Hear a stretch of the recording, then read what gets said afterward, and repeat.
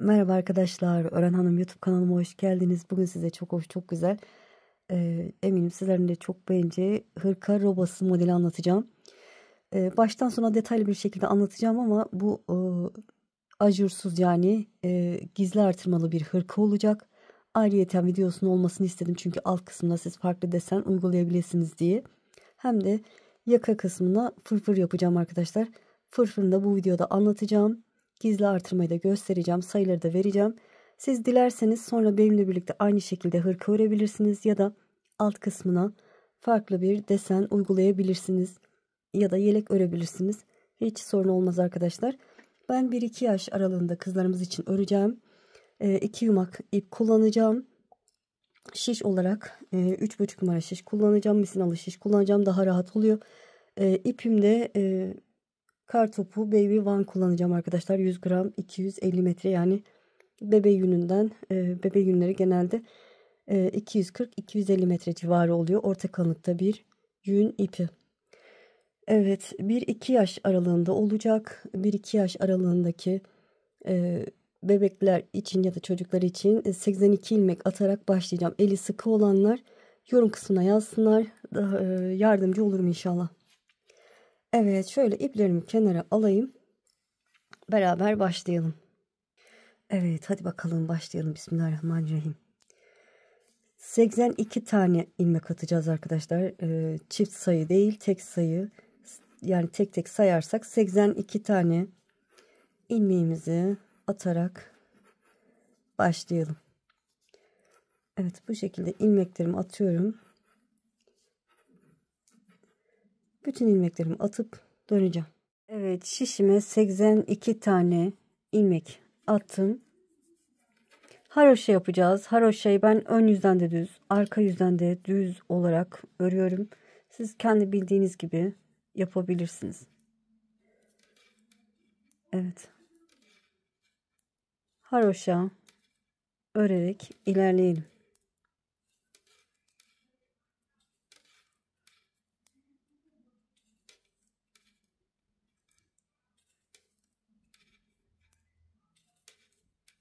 Sıranın sonuna kadar gelelim. Evet, sıranın sonuna yaklaştım. Son 3 ilmeğim kaldı. Onları da haroşa örerek sırayı tamamladım. Çevirdim. Evet, ön yüzdeyiz. İpi kendime doğru alıyorum. İlk ilmeği çıkışta ördüğüm için, bakın çıkışta bu son ilmeği ördüğüm için ilk ilmeği çevirdikten sonra bu şekilde örmeden sağ şişimi alıyorum ki kenarı düzgün olsun. Ve yine haroşa örgüme devam ediyorum.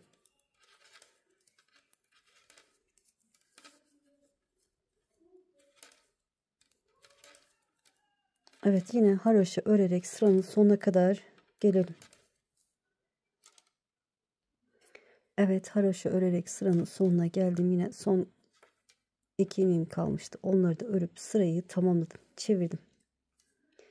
Şöyle göstereyim. Eminim biliyorsunuzdur ama yeni öğrenenler için söylüyorum.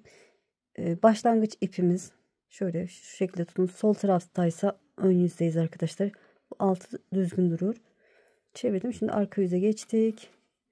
Yine bir üst sıraya geçişte ipi kendime doğru alıp ilk ilmeği şöyle şu şekilde örmeden sağ şişimi alıyorum ki kenarı düzgün olsun. Ve yine haroşa örgüme devam ediyorum. Bu şekilde yapacağız arkadaşlar. 4 ya da 5 sıra ipi ince olanlar 5 sıra haroşa olana kadar örsünler. İpi kalın, şişi kalın olanlar 4 sıra haroşa örsünler. Evet, haroşa örerek devam edelim. Artırma, eksiltme hiçbir işlem yok. Sonrasını göstereceğim. Evet, ben 4 sıra haroşa olacak şekilde ördüm. Beraber sayalım, bakın haroşa dişlerini sayıyorum. 1 2 3 4 ön yüzdeyim. Şimdi artırma ilmeklerimizi ayarlayalım arkadaşlar. Önden 16 ilmek ayarlıyorum, bakın 3 6 9 12 15 16 17.'ye şöyle işaretleyici koyuyorum. 17.'ye işaretleyici koyalım arkadaşlar. Şöyle dilerseniz siz koymayabilirsiniz. Sayarak da yapabilirsiniz benimle birlikte. Zaten sayacağım birazdan. Evet, kol ilmeklerini ayarlayacağım şimdi de. 3, bakın bu işaretleyici koydum, onu saymıyorum. 3, 6, 9, 10 ilmek. Kol içinde 10 ilmek ayırdık. 11. ilmeğe işaretleyici koyuyorum şöyle. Haroşa teline koyuyorum. Arkayı 26 ilmek. Arka bedeni 26 ilmek ayarlayacağım. 3, 6, 9, 12, 15, 18, 21, 22, 23, 24, 25, 26. 26 ilmek ayırdım. 27.ye işaretleyici koyuyorum. Evet, kol evine 10 ilmek ayarlıyorum. İşaretleyici saymıyorum arkadaşlar. Bunu saymıyorum, o ilmeği. 3, 6, 9, 10. 10 ilmek kol için ayırdık. 11.ye işaretleyici koyacağım ama karıştırdım. 3, 6, 9, 10. 11.ye işaretleyici koyuyorum. Şöyle. Evet, artırma ilmeklerimiz olacak bu tek olan ilmekler. Şimdi yine ön için 16 ilmek olması lazım. 3, 6, 9, 12, 15, 16. Evet, doğru ayarlamışız arkadaşlar. Şöyle. Evet, işaretleyicilerimizi koyduk. Artırma ilmeklerimiz olacak bu işaretleyici koyduğumuz ilmekler. Önleri 16 ilmek ayarladık. Kolları 10 ilmek. Arka bedeninde 26 ilmek. Bu işaretleyici koyduğumuz ilmeklerde 4 tane. 4 tane de öyle sayarsak toplamda 82 tane ilmeğimiz var arkadaşlar. Evet, şöyle. Bu sırada düğme iliği de açalım arkadaşlar. Şöyle. İlk kenar ilmeğimi örmeden aldım. 2 ilmek haroşamı da örüyorum. 3 oldu. Bir doladım. Sıradaki 2 ilmeğin ikisini bir örüyorum. Evet, 7 ilmek kenar patı için haroşa ayarlayacağız arkadaşlar. Şimdi şişimde 3, 5 ilmeğim var. 6, 7. 7 ilmek haroşa, 9 ilmek düz olacak. Haroşayı ters örenler için de böyle detaylı anlatıyorum. 7 ilmek haroşadan sonra 9 ilmek düz. 1, 2, 3, 4, 5, 6, 7, 8 ve 9. Burada gizli artırma yapacağız arkadaşlar. Gizli artırma için şöyle yapalım. Bakın, bu sefer de şöyle yapalım. Burada 2 ilmek arasındaki şu teli alıyorum. Sol şişime aktarıyorum ve şöyle çevirip bu şekilde örüyorum. Gizli bir artırma yapmış oldum. Bu ilmek işaretleyici koyduğum ilmeği de yine düz olarak ördüm. Hemen bu işaretleyici koyduğumun hem önünde hem sonunda artırma yapacaktım. O yüzden hemen buradaki teli de alıyorum. Bakın, buradaki teli, 2 ilmek arasındaki teli şöyle sağ şişime aldım. Sol şişime aktardım. Ve şöyle çevirerek, bakın, böyle sağa doğru düz olarak örüyorum. Evet, 10 ilmek kol için ayırmıştık. 10 ilmeğimi örüyorum. 2, 3, 4, 5, 6, 7, 8, 9, 10. 10 ilmekten sonra yine artırma yapacağım. İşaretleyicimin önündeyim. Buradaki teli, bakın. Buradaki teli alıyorum. Sol şişime aktardım. Şöyle sağa doğru çevirip düz olarak örüyorum ki delik oluşmasın. Ve bu işaretleyici koyduğum ilmeği düz örüyorum. Evet, şöyle takarken bir telini yanlış almışım. Evet, işaretleyici ilmeğim sol tarafında da artırma yapıyorum. Buradaki teli alıyorum. Sol şişime aktardım. Ve şöyle sağa doğru çevirip düz olarak ördüm. Burada da artırmamı yapmış oldum. Arka beden için 26 ilmek düz örüyorum. İşaretleyici koymayanlar saysınlar. 26 ilmek örelim. Artırdıktan sonraki ilmekleri sayalım. 26 ilmek olsun.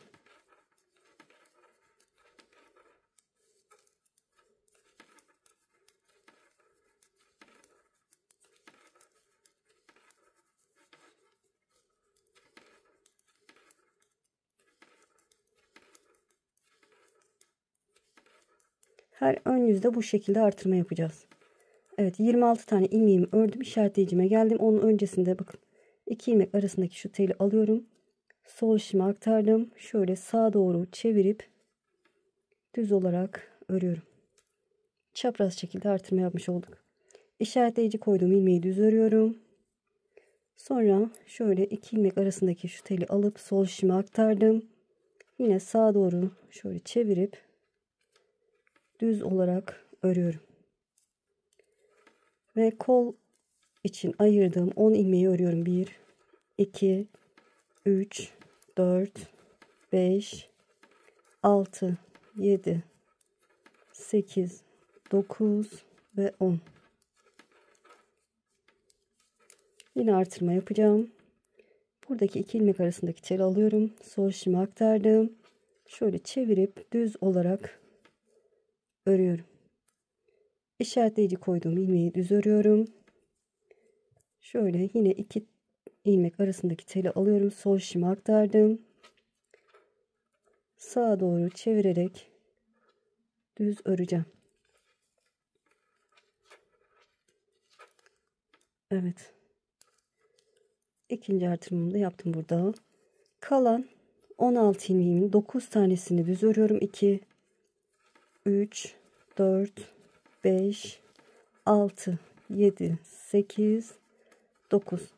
Kalan 7 tanesini haroşa öreceğiz. Ben haroşayı da düz olarak ördüğüm için düz örerek sırayı tamamlıyorum. Evet, ters örenler ters örsün 7 ilmeği. Haroşayı. Evet, çevirdim. Arka yüzden baştaki 7 ilmek haroşa olacak. İpi kendime doğru aldım. İlk ilmeği örmeden sağ işimi aldım. Bu 1, 2, 3, 4, 5, 6 ve 7. 7 ilmeğimi haroşa ördükten sonra arka yüzde ters örüyorum. Ters örerek ilerliyorum. Hiçbir işlem yok. Artırma, eksiltme hiçbir işlem yok. Bütün ilmeklerimi ters örerek ilerliyorum. Son 7 ilmek kalana kadar ters örerek ilerleyelim. Evet, son 7 ilmek kalana kadar ters örüp döneceğim. Evet, ters örerek ilerledim. Son 7 ilmeğim kaldı. Onları da haroşa örüp sırayı tamamlıyorum. Bakın, düğmeli yaptığım yerdeyim. Sırayı tamamladım. Çevirdim. Ön yüzdeyim. İkinci artırma sırası. 7 ilmek haroşamı örüyorum. 2, 3, 4, 5, 6, 7. Düz ilmeklerime geldim. Bir altta artırdığım için 10 ilmek düz olacak. 1, 2, 3, 4, 5, 6, 7, 8, 9, 10. O işaretleyici koyduğum ilmeğin, bakın, o ilmeğin öncesindeyim. Burada yine bir alttaki ön yüzde artırma yaptığım gibi yapacağım arkadaşlar. Bu 2 ilmek arasındaki, bakın, zaten kendisini belli eder artırma yaptığımız ilmek. Bakın, bunu yapmıştık. Şimdi buradaki teli alıyorum. Sol işime aktardım. Şöyle çevirip düz olarak örüyorum. Bakın, böyle çapraz duruyor. Ortadaki ilmeğimi, işaretleyici koyduğum ilmeğimi düz ördüm. Burada da hem sağında hem solunda artırma yapacağız. Solunda da böyle buradaki teli alıyorum. Sol işime aktardım. Şöyle çevirip düz örüyorum. Bu şekilde. Ve kol için hem sağda hem solda artırma yaptık. 12 ilmeğimiz oldu. 12 ilmek düz örüyoruz. 1, 2, 3, 4, 5, 6, 7, 8, 9, 10, 11 ve 12. İşaretleyici koydum. İlmeğime geldim. Öncesindeyim. Buradaki teli alıyorum. Sol işime aktardım. Şöyle çevirip sağa doğru çevirip düz örüyorum. İşaretleyici koydum. İlmeği düz örüyorum. Ve yine artırma yapacağım. Buradaki teli alıp sol işime aktarıyorum. Şöyle çevirip düz örüyorum. Böyle daha kolay olur arkadaşlar. Sonra arka beden için 28 ilmek örüyoruz arkadaşlar. İşaretleyici koymayanlar 28 ilmek sayabilir. Koyduğum için ben saymayacağım.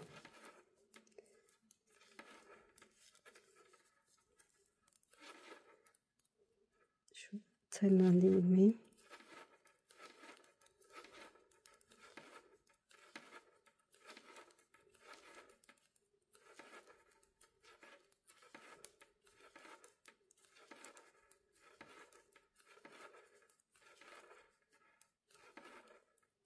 Evet, işaretleyici koydum ilmeğin bir öncesindeyim. Bakın buna koymuşum. Buradaki aradaki teli alıyorum. Sol şişime aktardım. Şöyle çevirip düz örüyorum. İşaretleyici koydum ilmeği düz örüyorum. Burada da artırma yapacağım. Teli aldım bakın. Sol şişime aktardım. Çevirip düz ördüm ki delik oluşmasın. Kol için 12 ilmeğimi örüyorum. Ön yüzden düz, arka yüzden ters örüyoruz arkadaşlar.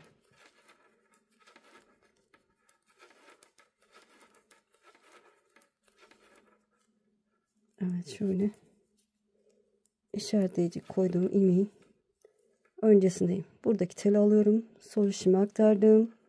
Çevirip düz ördüm. İşaretleyici koyduğum ilmeği düz örüyorum. Bu aradaki teli alıp sol şişime aktarıp çevirip düz örüyorum. Artık belli edecek arkadaşlar bu artırma ilmeklerimiz kendisini. Bir sonraki sırada nasıl anlayacağınızı göstereceğim. Kalan 10 ilmeğimi düz örüyorum.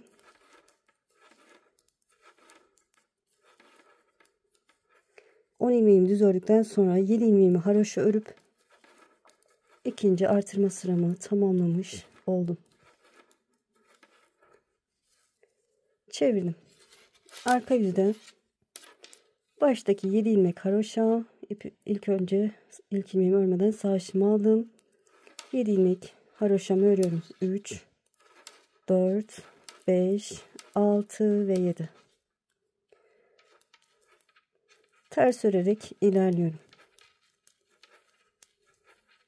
Hiçbir işlem yok. Ters örerek ilerliyoruz.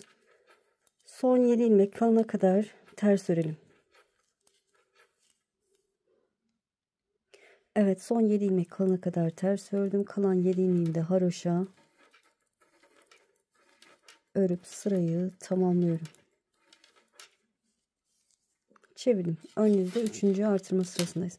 Şöyle işaretleyicimi çıkartacağım arkadaşlar. Size nasıl tanıyacağımızı göstermek için artırma ilmeklerini. Şöyle.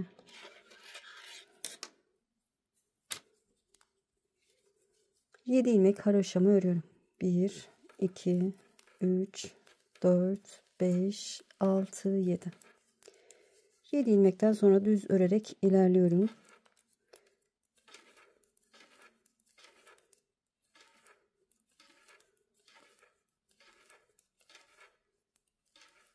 Evet, bakın. Şöyle. Şurada artırma yaptığım ilmek. Anlıyorum ki bakın. Altı çapraz. Bu da ortadaki işaretleyici koyduğumuz ilmekti. Artırma ilmeğim. Buradaki teli alacağım bakın şöyle. Şurada çapraz şekilde duruyor. Şunu da artırmıştık hatırlarsanız. İlk onu artırdık, sonra bunu ve şimdi de şöyle ilmeği alıp sol şişime aktardım, çevirip düz örüyorum. Ortadaki ilmeğimi düz ördüm. Yine burada da buradaki teli alıyorum, sol şişime aktardım, çevirip düz ördüm. Çapraz şekilde duruyor, oradan anlarsınız. Ve düz örerek ilerliyorum.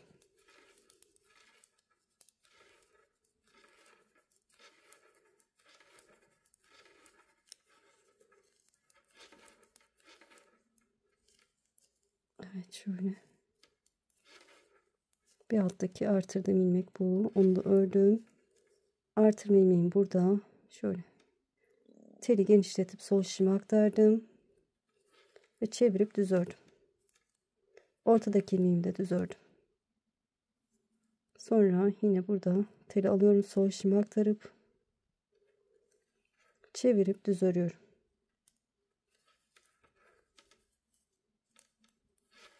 Ve düz örerek ilerliyorum. Görüntü bu arkadaşlar. Gizli artırma yapıyoruz. Şöyle diğerini de göstermek istiyorum. Yine bu sırayı göstermek istiyorum. Ya da şöyle gelelim arkadaşlar şuraya kadar. Evet, şöyle göstereyim arkadaşlar. İlk artırdığımız ilmek buydu. İlk artırdığımız ilmek şurası çapraz duruyor. Sonraki de bu, bakın burada çapraz duruyor. Ve alttaki artırdığım ilmeği ördüm. Bu artırma ilmeğim. Öncesinde bu teli alıyorum, sol şişime aktardım, çevirip düz örüyorum. Ortadaki ilmeğimi düz ördüm. Buradan da telimi alıyorum, sol şişime aktarıp düz örüyorum. Çevirip düz örüyorum. Mutlaka çevirin. Ve yine düz örerek ilerliyorum. Evet, karıştırıyorsanız arkadaşlar işaretleyici koyun. Birkaç sıra o şekilde devam edin. Sonra bariz kendisini belli eder. Evet, şöyle bakın. Yine artırma ilmeğime geldim. Tel alıyorum, sol şişime aktardım, çevirip düz örüyorum. Ortadaki ilmeğimi düz ördüm, sabit ilmeğim. Yine yanından tel alıyorum, çevirip düz örüyorum. Ve son 7 ilmek kalana kadar düz örüyorum.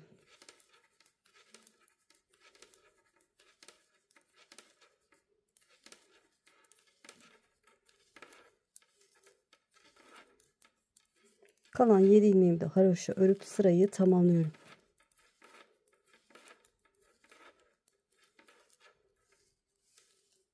Evet, şöyle. Çevirdim arka yüzden, hep aynı arkadaşlar. Baştaki 7 ilmek haroşa. 2, 3, 4, 5, 6, 7. Sonra ters örerek ilerliyorum. Sondan 7 ilmek kalana kadar ters öreceğim. O 7 ilmeği de haroşa örüp sırayı tamamlayacağım. Sırayı tamamlayalım. Evet, arka yüzden sırayı tamamladım. Son 7 ilmeğimi haroşa örüp çevirdim. Ön yüzdeyim. Yine 7 ilmeğimi haroşa örüyorum. 2, 3, 4, 5, 6, 7. Ve düz örerek ilerliyorum. Artırma ilmeğimi görene kadar.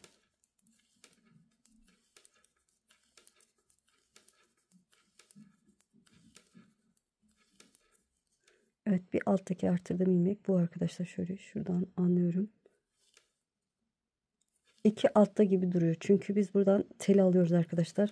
O şekilde yapıyoruz. Bu şekilde artırsaydık hemen bir alt sırada olurdu. Evet, bir alttaki artırdığım ilmeği ördüm. Şu artırma ilmeğim burada. Onun öncesinde bu teli alıyorum. Sol şişime aktardım. Çevirip düz örüyorum. Artık bakın kendisini belli ediyor. Bu ortadaki düz ilerleyen ilmek. Sonra artırma ilmeğini düz ördüm. Sol tarafından tel aldım. Sol şişime aktardım. Çevirip düz örüyorum. Böyle.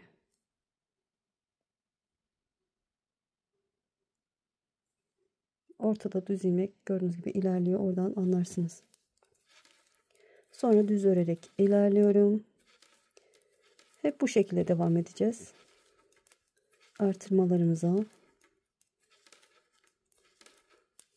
Artırma ilmeğinin hem sağında hem solunda artırma yapacağız.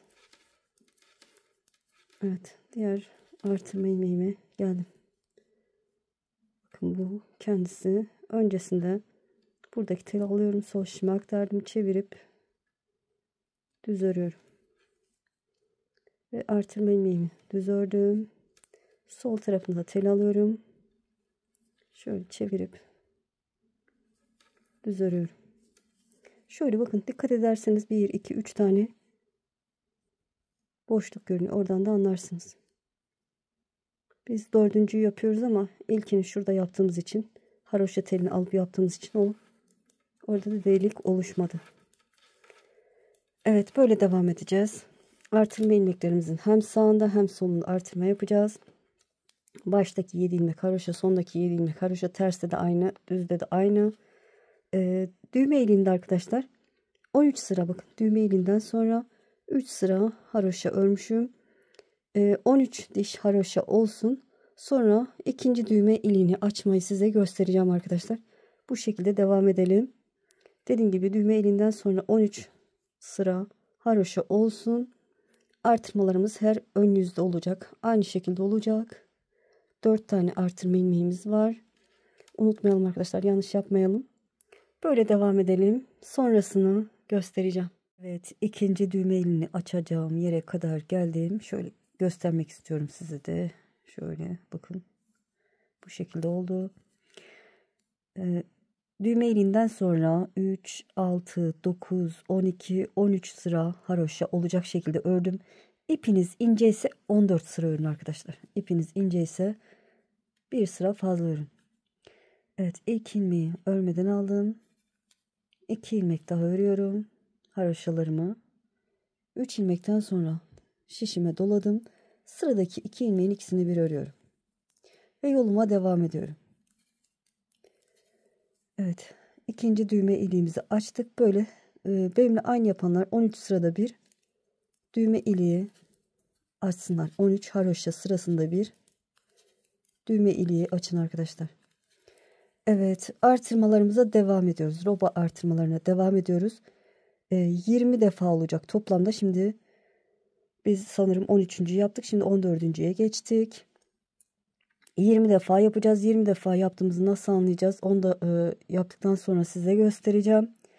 Ya da 242, toplamda 242 ilmek olana kadar artıracağız. O şekilde de anlayabilirsiniz. Evet. Dediğim gibi toplamda 20 sıra artırma yapacağız her ön yüzde. Küçük geldiyse, ipiniz ince ise 21 sıra yapabilirsiniz arkadaşlar. 21 sıra artırma yapabilirsiniz. Dediğim gibi ben 20 defa yapacağım.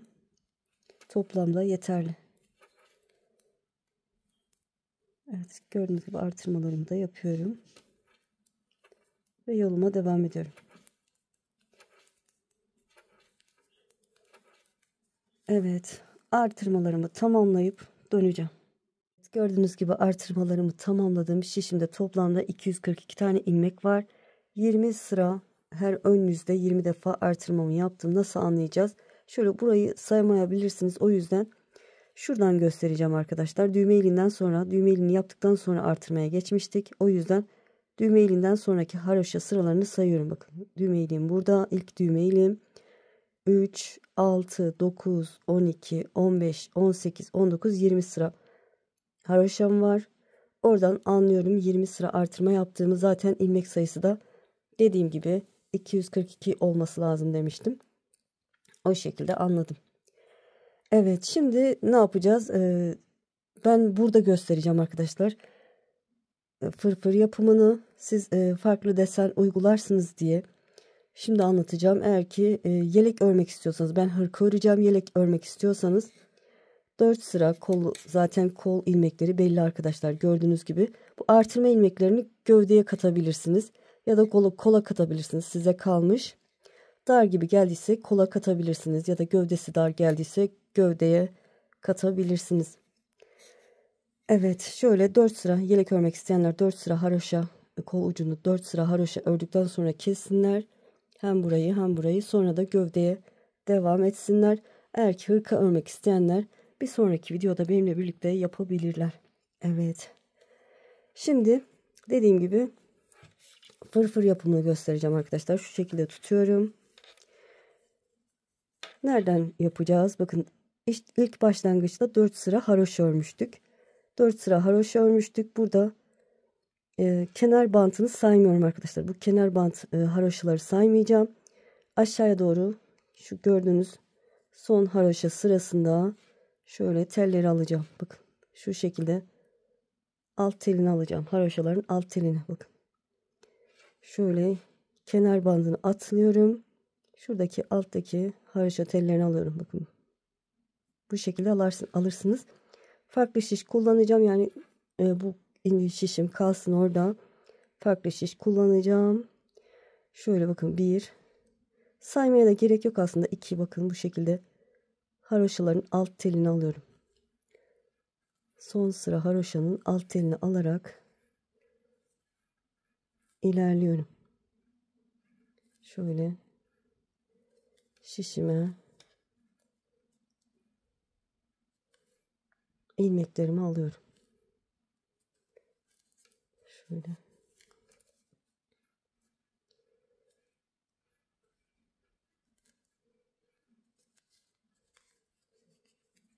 Bu şekilde devam ediyoruz. Böyle.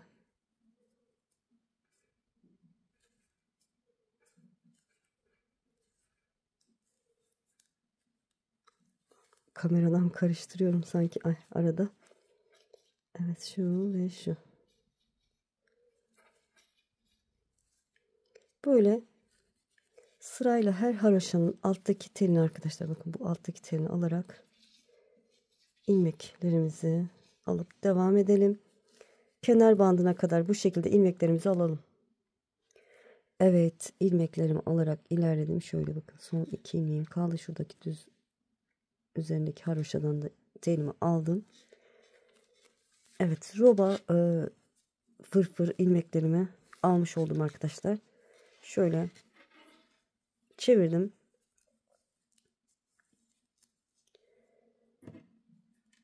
Burada ipimi alacağım. Şöyle.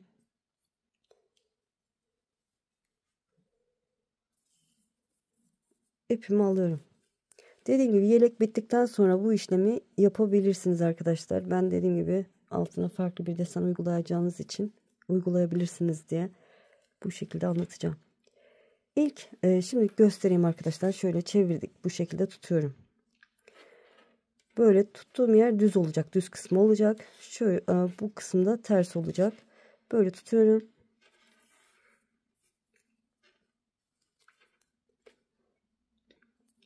Şöyle ilmeğimi aldım. Burada fırfırını dikmek için arkadaşlar ipimi bakın biraz uzun bırakıyorum. Bu şekilde siz de bırakın. Bir tane düz ördüm. 2 tane ters. 1 2 bir doladım. Bir düz ördüm.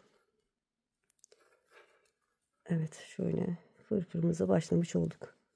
Şimdi 3 tane ters. 1 2 3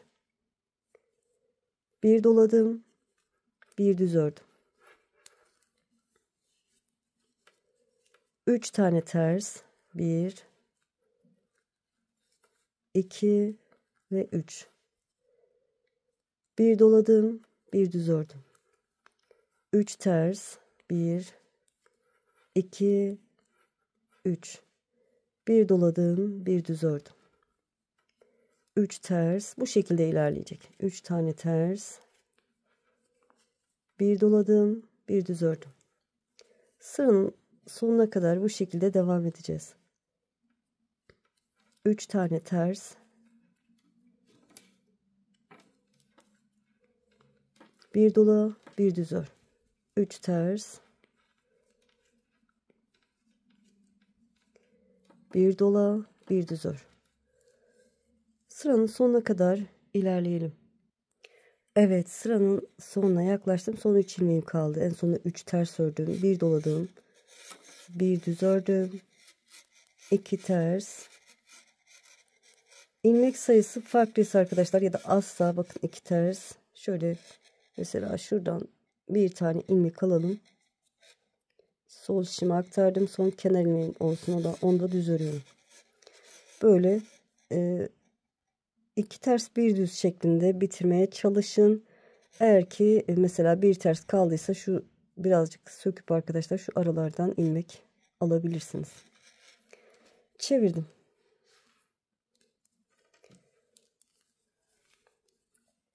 Arka yüzdeyiz. Modelimizin tersindeyiz arkadaşlar. Şöyle ilk kenar ilmeğimi örmeden aldım. Tersi ters, düzü düz öreceğim. Karşımda 2 düz ilmek var. Düz örüyorum. Ters ilmeğimi ters ördüm. Artırdığım ilmeği de ters örüyorum. 2 düz ilmeğimi, pardon 3 düz ilmeğimi düz örüyorum. Bir tersim var, ters ördüm. Artırdığım ilmeği de ters örüyorum. Evet, 3 düz, 2 ters, artırdığımız ilmekle ters ilmeğimizi ters örüyoruz. 3 düz,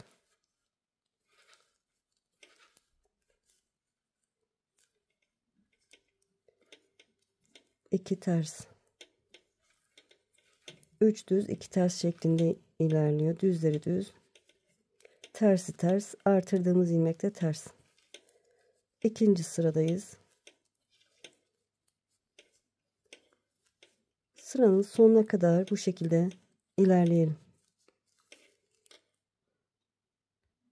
Evet, sıranın sonuna yaklaştım. Şöyle 2 tersten sonra 2 düz, kenar ilmeğimi de düz örüp sıramı tamamladım. Şöyle burada, pardon, 2 ipi birbirine bağlayacağım ki açılmasın. Çevirdim. Modelin 3. sırasındayım.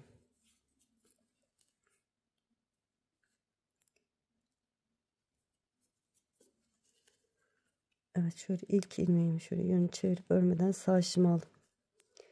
Ön yüzdeyiz. Kenar ilmekten sonra 2 tersim var, ters örüyorum. 1 2 bir doladım.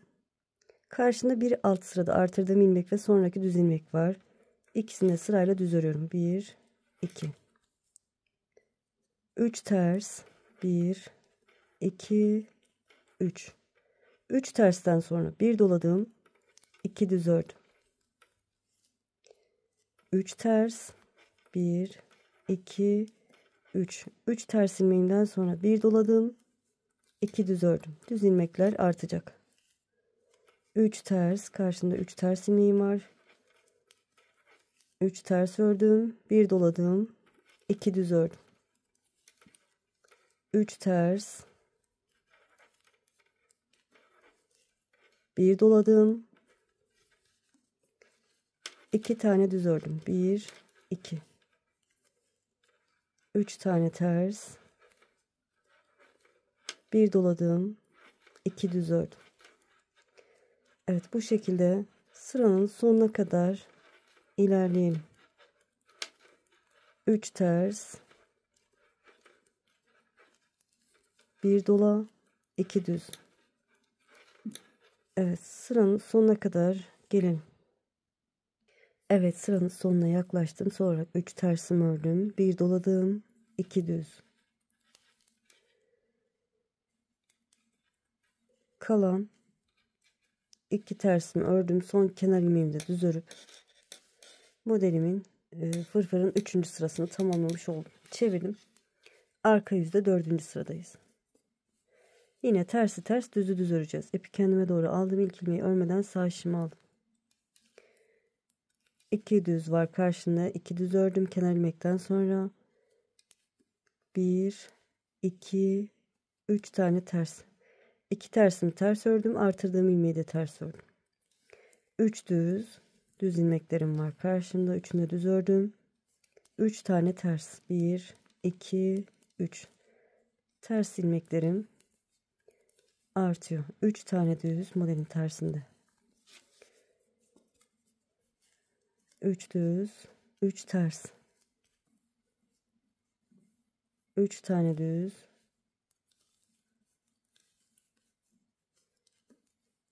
Artırdığım ilmekle birlikte 2 tersimi ters örüyorum. 3 düz, 3 ters. Evet, bu şekilde 4. sıramızı da tamamlayalım. Evet, sıranın sonuna yaklaştım. Sonra 3 tersimi ördüm. Kalan 3 ilmeğimi de düz örüp 4. sıramı tamamladım. Evet, çevirdim. Ön yüzde 5. sıradayız.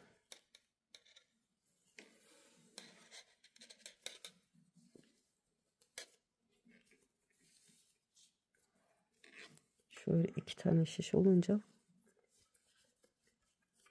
Evet, ipi kendime doğru aldım. İlk ilmeği örmeden sağ işimi aldım. Karşında 2 ters ilmeğim var. Ters örüyorum. 2 tersten sonra bir doladım. Bir alttaki artırdığım ilmekte düz örülecek. 3 düz öreceğim. 1 2 3 3 ters, 1 2 3 3 tersten sonra bir doladım, 3 düz ördüm. 3 ters, bir doladım, 3 tane düz ördüm. Bu şekilde. 3 tane ters, bir doladım, 3 tane düz ördüm.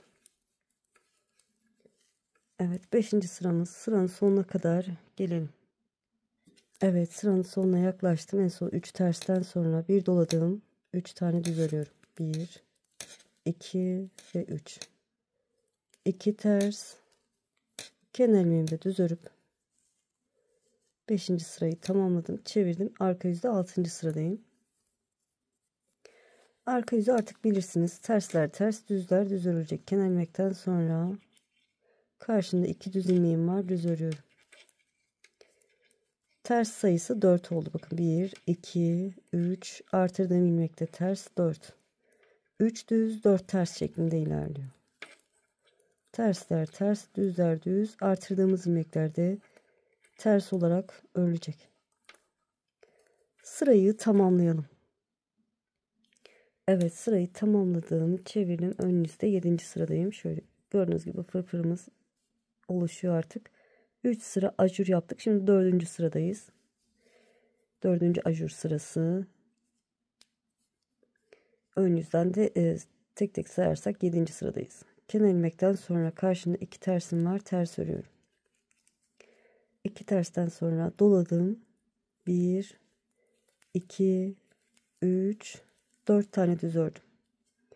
3 tane ters, bir doladım, 4 tane düz ördüm. Ön yüzde düz sayısı 4 oldu. 3 ters, tersler sabit. Bir doladım, 4 tane düz ördüm. Evet. 3 ters. Hep bu şekilde olacak arkadaşlar. Bu tersler sabit. Bir doluyoruz. Düz ilmek sayımız kaç tane ise onları düz örüyoruz. 3 tersten sonra bir doluyoruz. Ön yüzlerde tabii ki böyle olacak. Evet, bir doladık. 4 tane düz ördük. 3 ters. Bir doladık. 4 tane düz ördük. Bu şekilde sıramızı tamamlayacağız arkadaşlar. Arka yüzden de tersi ters düzü düz öreceğiz. Ön yüzde, bir sonraki ön yüzde ne yapacağız? 5. ajur sırası olacak. Kenar ilmekten sonra 2 ters, bir dola, bir dolayacaksınız. 5 tane düz öreceksiniz. 3 ters, bir dola, 5 düz, 3 ters, bir dola, 5 düz. Bir sonraki ön yüzde bu şekilde olacak. Böyle ajurlarımız, yani bu delikler arkadaşlar, 5 tane olana kadar yapalım. İpiniz ince ise 6 da yapabilirsiniz arkadaşlar. 7 de yapabilirsiniz. Boyutun ne kadar olmasını istiyorsanız. Ben 5 tane yapacağım. 5 tane yeterli diye düşünüyorum. İpim de kalın zaten. Kalın şiş kullanıyorum. Bu ajurlarım 5 tane olana kadar yapacağım. Sonrasını size göstereceğim. Evet, gördüğünüz gibi tamamladım. Buradaki ajurlar, bakın delikler 1, 2, 3, 4, 5 tane olana kadar yaptım. Dediğim gibi bir iki tane de fazla yapabilirsiniz. Size kalmış. İpiniz inceyse. Şimdi kesim yapacağız arkadaşlar. Şöyle ilk 2 ilmeğin ikisini bir düz olarak örüyorum. İlmeğimi, sağ şimdiki ilmeği sol şişe aktarıyorum. İkisini bir örüyorum. Eminim çoğunuz da kesmeyi biliyorsunuzdur. İlmeğimi sol şişime aktarıyorum. İkisini bir örüyorum. Sağ şimdiki ilmeği sol şişime aktarıyorum. 2 ilmeğin ikisini bir örüyorum. Bu şekilde bütün ilmeklerimizi keseceğiz.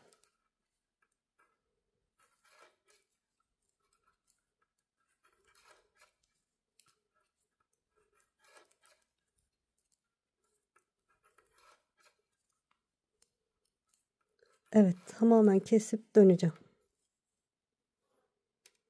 Evet, kesimini tamamladım. Şöyle ipimi de biraz uzun bıraktım ki dikeyim arkadaşlar. Bu kısmı böyle yana dikeceğiz.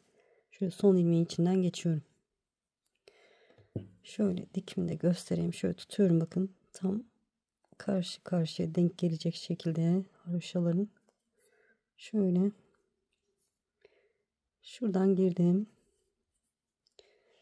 Burada da şöyle haroşa telini alacağım arkadaşlar. Şöyle. Ki güzel görünsün dikişi de. Şuradan şuradaki haroşa telini alıyorum. Buradan da bir tane atlıyorum ikinciye. Çünkü burada haroşa yapmadık. Ters örgü örmüştük. Bakın buradan haroşa telini aldım. Buradan da bir tane atlıyorum ikinci haroşa teline. Şu şekilde giriyorum. Sıradaki haroşa teline. Buradan da şöyle bir tane atlıyorum ikinciye giriyorum.